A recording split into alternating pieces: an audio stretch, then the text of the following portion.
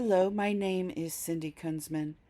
I am an outspoken critic of the patriarchy movement, particularly uh, that which is associated with the quiverful movement in evangelical homeschooling.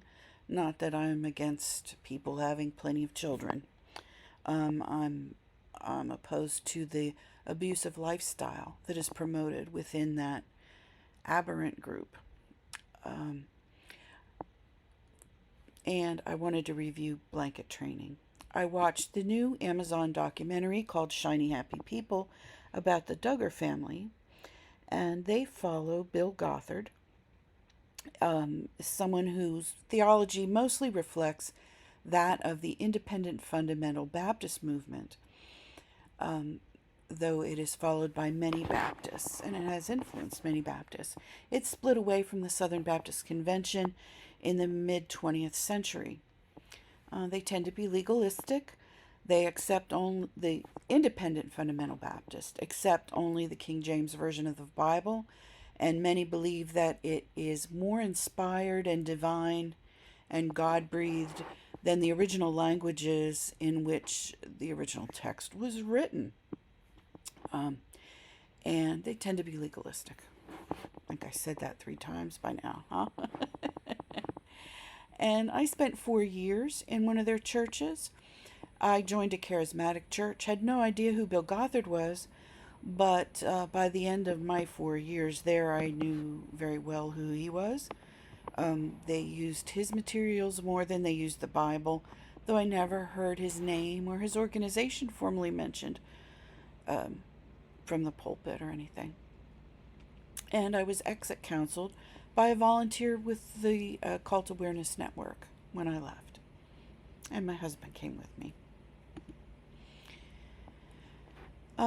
Upon watching the film, or the docu-series, I was very upset because they mentioned blanket training, but they didn't talk in any great depth about what it was. And if you have no idea about what it entails, you don't think it's all that bad. And I think it's one of the most evil things about the whole system. It is a technique used within child training.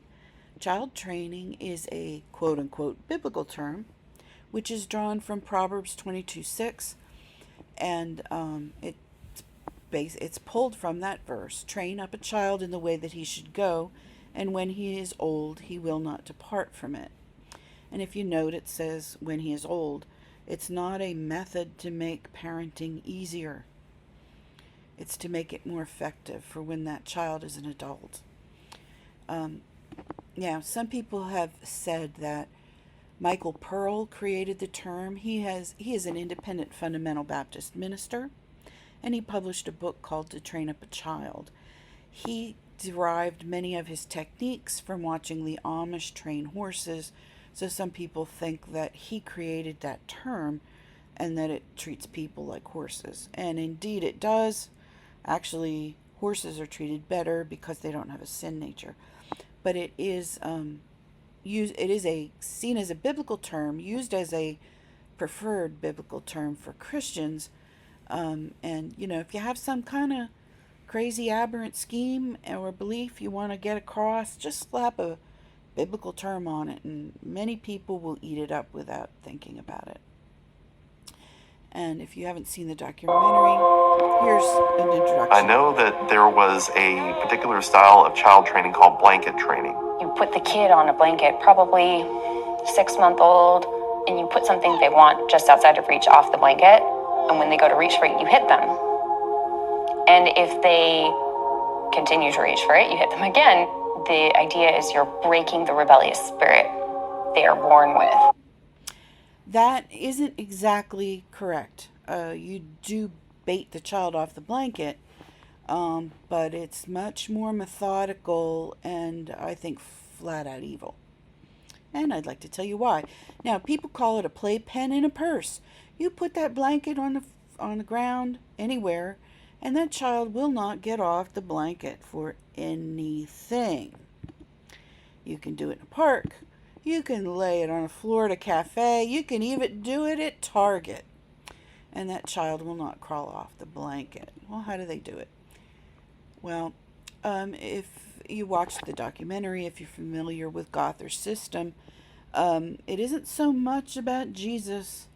It's about, a loving God and everything. It's about how God makes sure to perfect people by using a hammer and a chisel, upon whom he pounds and breaks you apart and turns you from a lump of coal into a diamond. And this is out of his textbook, out of my textbook, when I took the course, back in, I think, 1993. And men are the primary instrument in God's hand, which you see there, who God uses to pound on women who are chisels to chip away at a diamond. And of course, everybody has an authority and everybody has someone under them mostly. So men and women are being chipped upon by people who are older than them or hold a greater status of authority. And it is all about the authority. It's not about love. It's not about evangelism. It's about authority and service and doing the right thing based on what your authority tells you. And the other great significant thing that illustrates this, this is a latter picture that came about long after I took the course, but the sentiment was there. This is the umbrella of protection. If you stay within your sphere of influence and that place that God provides for you to be active and grow and minister and do stuff, you stay safe. And if you exit this umbrella, God will destroy you. If you go against the opinions of your overseers, those in authority over you, God will destroy you. So you wonder why people don't leave? You're told from the time you're a baby that if you don't do what you're told, God will destroy you. And that's forever. Well, how do you do this with a baby? You do it with a blanket, a wooden spoon, and maybe a paint stick. And you start young. This little baby up here in the corner, in the left hand, it says it's probably 3 months old or so. They're alert. That's a good time to start. The next two little children in the top row are probably getting near 6 months. And they're just about ready to start scooting. So they're able to move when they're laid on their abdomens on a blanket on the floor. And we have a toddler and then a younger child. These are all prime candidates for blanket training. Phase 1, a baby with developing vision that starts watching a parent with interest as they go about the day. They're the perfect candidate for this. It's excellent to begin at 4 or 5 months of age before they are able to start scooting around, so you can terrify them well enough. You put a blanket on the floor and you put your baby on the blanket. Mom gets on the floor with the wooden spoon. And this is my silly approximation for the purposes of this video to illustrate what the mother does. Sort of wearing the frumpwear, which was the uniform when I was in there, jean jumper dress. And you yell at the child and you pound the wooden spoon on the floor. You want to scare them. You go around the outside of the perimeter. You go around the perimeter of the blanket. You go around outside the blanket. You don't get on the blanket. You don't touch the baby. You make a lot of noise. And you pound the daylights out of the floor in a very histrionic display. And you definitely want that baby to watch you. And that you want them to see that wooden spoon. You go around and you bang the daylights out. Now, some people don't feel comfortable making noise verbally, And so a good way to get around that is to put a sheet pan on the floor, cookie sheet on the floor, and bang the cookie sheet. You don't touch the blanket, you go around the very outside of the blanket. You make a lot of noise, and you want the child to see you. And, mothers can go around the blanket and yell at the baby, or growl, or, make sounds of distress to distress the baby. That is your goal. And the goal of this overall process is to convince the baby that if they get off the blanket, they will be in utter turmoil and should fear for their lives. And they emotionally blackmail parents and spiritually blackmail parents to comply with this teaching. And they tell you that if you don't follow this process exactly as Michael Pearl tells it, and your peers will badger you and tell you this also, it is tantamount to taking your own child and throwing them right into the eternal fires of hell directly yourself, because there's no other way to save them. And this is your way as a parent of teaching your child about the umbrella of protection. Parents who didn't start blanket training earlier, at like maybe 3 months, can still redeem the time, and they can still effectively blanket train their child. If they start right before a child begins to scoot on their abdomen, they can still effectively train their kid. So, scooting is what a child does when they propel themselves along the floor by using their hands and their legs without actually bearing weight on their hands and knees. That would be crawling. But a kid can scoot first, and they generally do. So, it's exciting if you can get them on the blanket by 6 months, and maybe you can even catch them the first time they manage to scoot off the blanket, so you can really give them a good crack with the wooden spoon. Hooray, hooray. Now, you don't just make noise around the outside of the blanket with this. You beckon the child to come to you, even if they can't move yet. And if they can't scoot off the blanket or reach over the edge of the blanket, you just do the regular process. And you repeat phase 1. You make noise and you pound that wooden spoon. And here we are. Can you imagine making all that fuss in front of your tiny baby laying on a blanket? I wouldn't do it. So you do this again, and when the child manages to reach over the edge of the blanket or to move off the blanket, you hit them hard with that wooden spoon, and you make noise, and you scare them.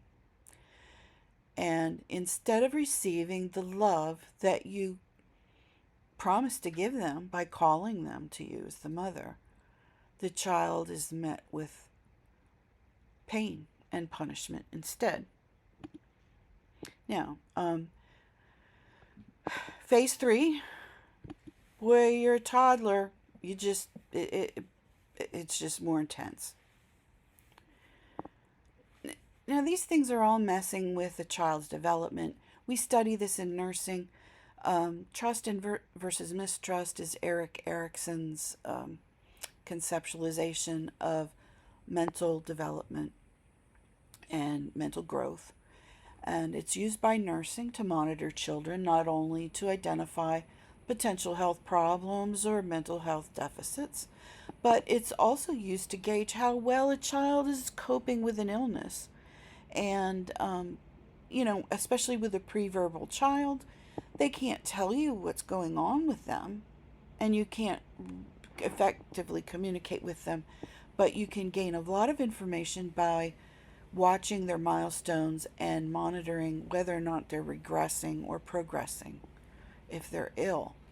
So this isn't just evil psychology. It has a very pragmatic purpose, especially in caring for children and caring for ill children as a nurse. And this overlaps with Erikson's stage called autonomy versus shame and doubt. And 18 months to 3 years, The conflict is developing autonomy, which in many of these circles, especially Gothard's, autonomy is considered a sin. And these practices interfere with these developmental milestones and developmental tasks.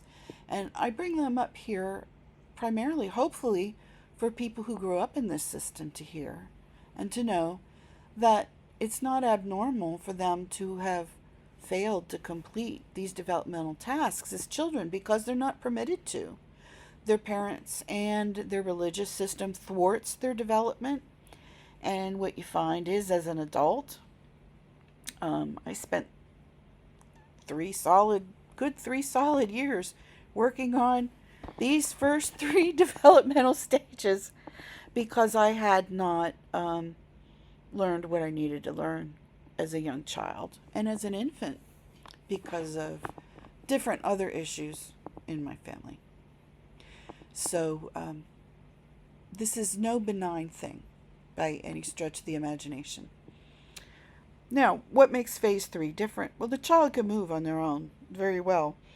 And, with repeated use, they learn when the mother says, "Please come to me, baby, for some love," and they're sitting on a blanket, that gets old, and the mother's got to prepare her child to understand that anything off that blanket is like crawling into the fires of hell.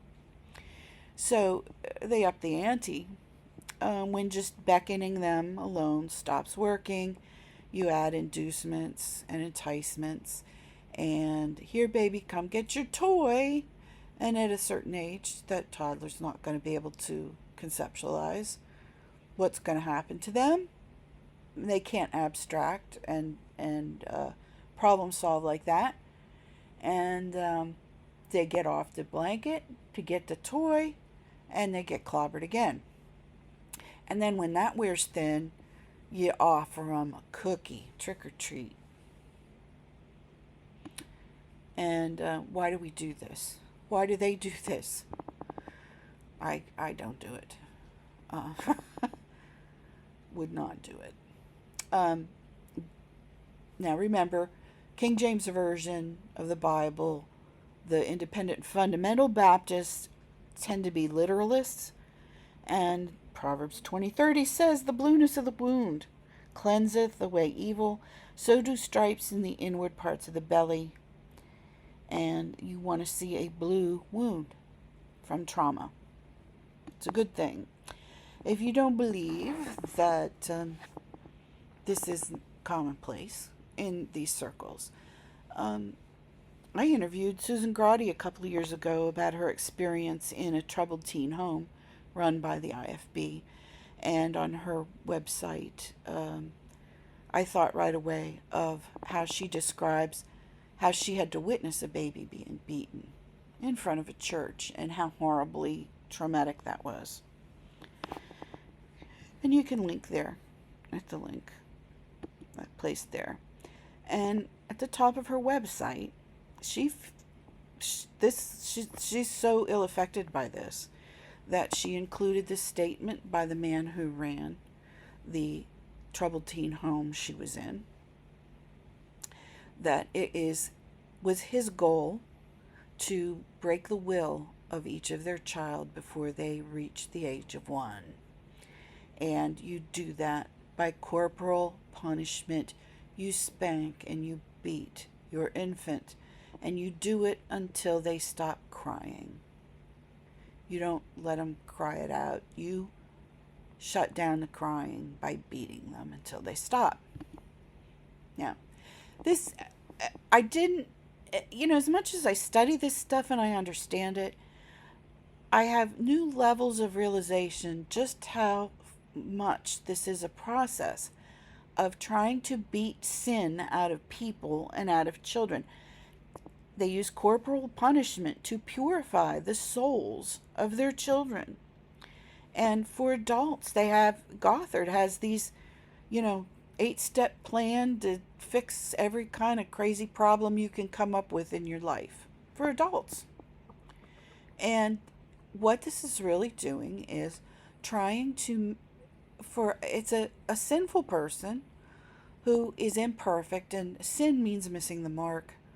We are imperfect people in an unpredictable, unfair world, and we want to be perfect, but we can't. And so we end up feeling guilty and ineffective and ashamed because we aren't all that we desire to be or want to be or aspire to be. And so systems of religion that are not grace-based like Christianity have a system of how they can make themselves holy. How can they purify themselves of their inner guilt and the inner scars of their shame and sin? Well, all you can do is do things on the outside of you, but your heart is still messed up and sinful. Protestant Christianity teaches that man can do nothing to save himself spiritually. And so Jesus came and offered himself to be able to do that for us. We are imputed with his innocence, and he receives our guilt. He bore the punishment of our guilt, the guilt of all mankind, and the sin of all mankind on the cross, and gives us his innocence.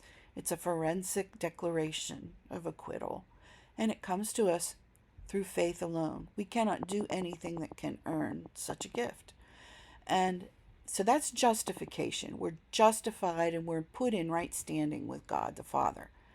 Okay, now, sanctification is to be made holy or to be made sinless.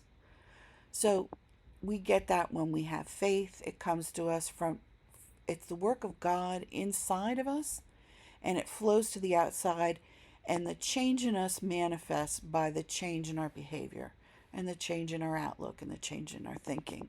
It is an outside-in process. It belongs to God alone. Only God does it for us. There is nothing that we can do on the outside to change the fallen state of our heart. How can a sinful person make another sinful person free of sin? You can't. So that's Protestantism.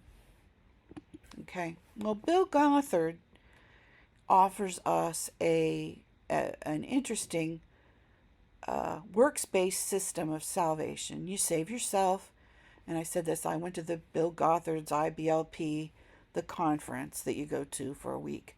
I got this t-shirt and a guilt complex, because all you really have in that system, you pray, you get initial salvation, but then you have to do good works. You earn what I call grace points by suffering. So if, the documentary talks about, sexual abuse. Well, if you're sexually abused, it's actually a good thing because God gives you spiritual power in exchange for that, to honor you. Because of Gothard's simple interpretation of the verse that says, God opposes the proud but gives grace to the humble, and humble really means humiliation to him. So, it's a great religion for masochists. And then you get this big book of Gothard's laws and rules about stuff.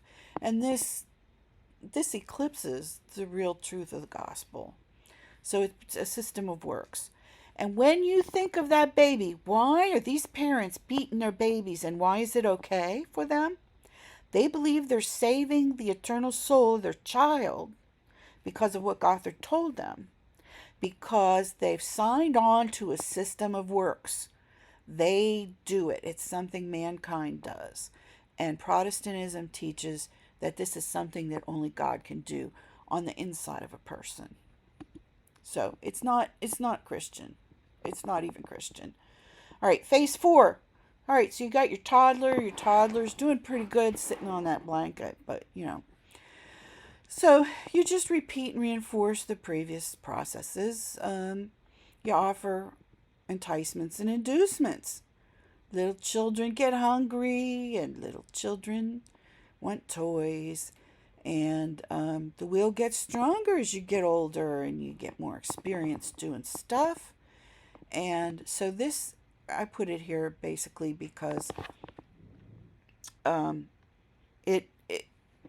it also affects another stage of Erickson's growth and development, which concerns initiative and guilt. I struggle with this terribly, personally. because of my experiences. Now, I want to mention it here too because Michelle Duggar references this and talks about it and talks about doing this with her little boys who are old enough to come and cooperate with her and sit on the blanket. So blanket training was also covered in Michelle Duggar's book. I would focus on blanket training, calling out, "Okay, boys, it's blanket time. Oh, isn't this fun? Come pick a toy so we can have blanket time. Or we're going to practice obey mama. Sit really still and look at me with big old smile. Want to see that smile now? No wiggles. Be still." All right. How sick is that? Here, come over here and sit on this blanket, baby, and let me torture you. And the kid does it. Because the kid doesn't know any better. The kid has no choices. The kid has no autonomy. They have no experience, and they don't know anything beyond that blanket. They do know and do believe that if they get off that blanket, that they will be annihilated, and they are going to be permanently alienated for God spiritually forever. That's why Anna Duggar doesn't leave Josh.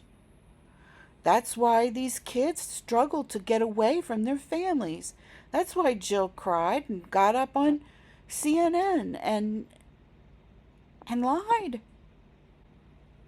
Because if she didn't, she'd be eternally damned. Not just in life, but for eternity.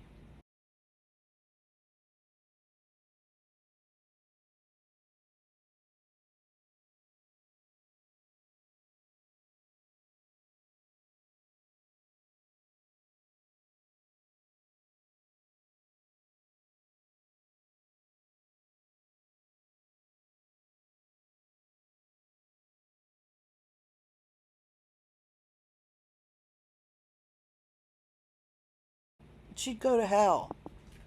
Okay. Now, I'm not a real big fan of Amy Duggar. She is Jim Bob Duggar's younger sister. But here are her observations about this process of discipline and blanket time. Oh, it's so much fun. Did you see your cousins being punished with rods?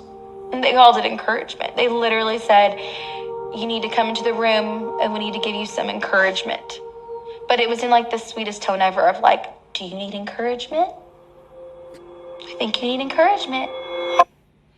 Okay, encouragement. Now, this is cognitive dissonance. When the situation and what is going on around you and how people are behaving don't match up with what's being said to you, the information being given to you about what's happening, and your feelings and the tone of things going on, and that doesn't match up, it creates a lot of psychological distress. People become more manipulatable when this happens because you don't understand. It's very confusing and you don't understand what's going on. And this is how these people live. They live in a state of false emotional feeling and thoughts, and they just do what they're told. Okay. Even though it goes against their conscience, it might not make sense, it might be troubling, and then the power of the situation, your peers, your minister, they put pressure on you to comply. And so you do. And you destroy your own conscience. You destroy the critical thinking of your own children by punishing them to not think.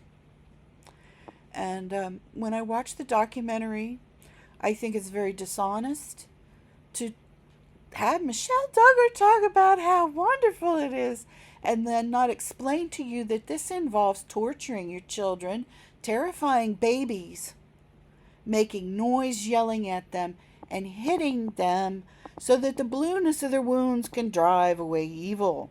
Okay? Now, here's Michael Pearl. He appeared on Anderson Cooper's talk show when he had one for a short period of time. Soon after, there were two very prominent deaths because children used his methods to beat their kids. Adoptive children.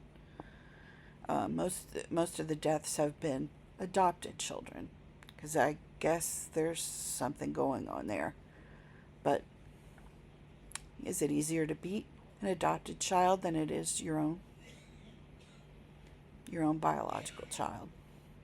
Okay, Elizabeth Esther grew up in the IFB. She has a book, Girl at the End of the World, and she notes the same thing that Amy Duggar talks about here. I never saw a parent out of control and wildly spanking. In fact, it was calm, cold, calculating. Come to the bedroom. We're going to have a spanking session. I would rather almost have the lashing out, because at least you understand anger. But when it's mommy loves you and I'm doing this because God wants you to be holy and to be happy, and I must discipline you this way, what you're doing is you're saying that God is behind that, and that is abusive.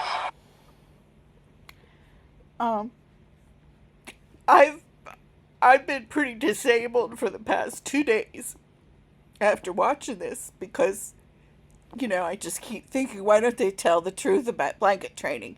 They got up and showed Michelle Duggar all happy and warm fuzzy about it, like it's this wonderful thing. It's torture of babies, okay? And if you step back from the show and you wonder how on earth something so wholesome and so good could end up so sick. These are topics for 2 other videos or more. Cognitive dissonance and moral disengagement. Cognitive dissonance is, I just explained, when things don't add up. The emotions don't fit what's being told to you. What's being told to you doesn't fit what you're being asked to do. What you're asked to do really bothers you and you're struggling because it doesn't match up with your beliefs. That's cognitive dissonance. These systems operate on cognitive dissonance. Bill Gothard is all about creating cognitive dissonance. These lifestyles are all about creating cognitive dissonance. And the other is moral disengagement. How do you get a parent who wants to do something wholesome and wonderful, like have a wonderful family, protect their children, give them a good education, protect them from harm?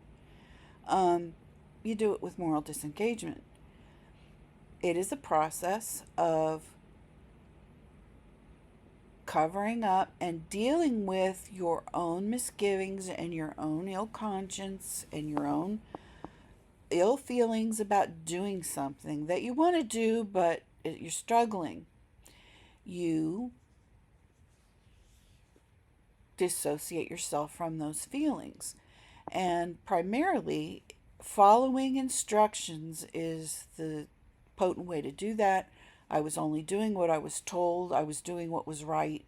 Believing that you're doing something for a higher and greater good creates moral disengagement, and it gives you some wiggle room to be able to do something really horrible. So those are really topics for another day, but look them up. And I'll tell you what I think is really happening with blanket training, and I definitely believe it's biblical. Luke 11 through 13, it's in red letters. Jesus said this. And I guess I'm reading it out of the NIV. Which of you fathers, if your son asks you for a fish, will you give him a snake instead? Or if he asks for an egg, will you give him a scorpion? If you then, though you are evil, you just regular people, you know how to give good gifts and want to give good gifts to your children, how much more will your Father in heaven give the Holy Spirit to those who ask him? God wants to bless his children and loves us far more deeper and better than we do as earthly people. And God wants to bless us with good things.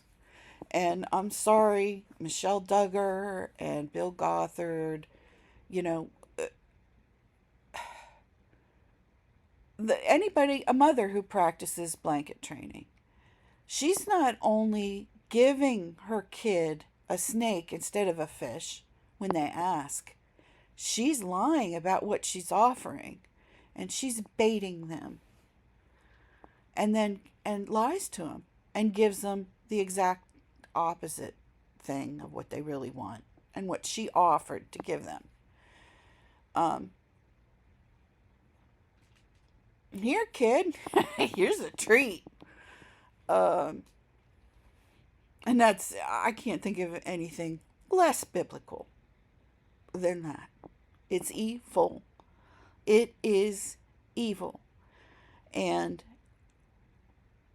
maybe somebody thought it was a good thing, but Bill Gothard handed it to you and slapped biblical language on it and called it good, and it's evil. And he did it through cognitive dissonance and moral disengagement. And I'm really disgusted by blanket training. Obviously, I am desperately trying not to cry. And I have since the documentary aired. I couldn't watch episode 2 the first time through, which is where these clips were taken from. And I can't cope with it. But I'm coping with it by educating people about what it really is and what the documentary did not tell you and what you can't understand unless you know this group. You would never figure that out. It's more than putting something a child wants out of the child's reach. It's a cold, calculated, sick, involved, long process which destroys people. And I haven't even touched on the deaths related to Michael Pearl, and I can't.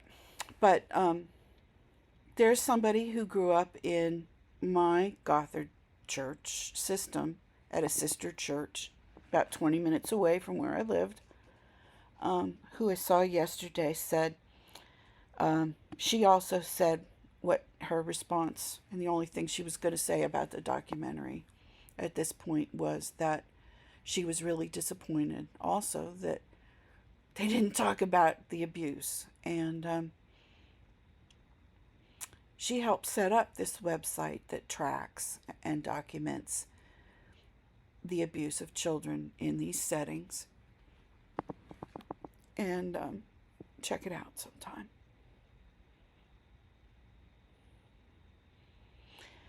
And Google away. Maybe I'll put some resources down here at the end of the video and links.